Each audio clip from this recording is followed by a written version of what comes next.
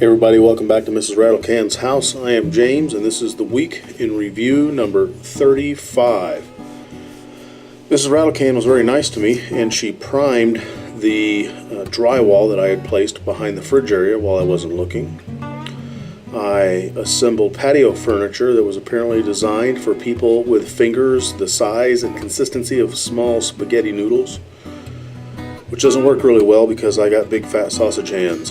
I glued the edge of the new vanity countertop and I finished sizing the hole. And then I reinforced. There was a rotten area on the bottom of the bottom back corner of the vanity, and I just reinforced it with some 3/4 ply, glued and screwed it in there, and then I did the other side just so that I can say I did both sides. Then I went to a band concert with almost 600 kids there. That was kind of fun.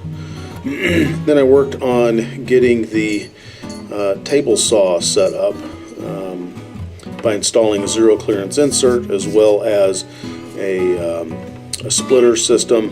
There are videos of that over on the RATTLECAN channel. I painted the inside of the vanity so that it is now nice and presentable. I watched it snow 3.5 inches. Then I took the knobs and the hinges off of all of the cabinet doors and drawers, and then I scuffed the cabinets and the drawers and the doors in preparation for painting. And then, because there is nothing that I hate worse in this world than painting, I primed the kitchen cabinets. And while I was doing that, Mrs. RATTLECAN continued to do her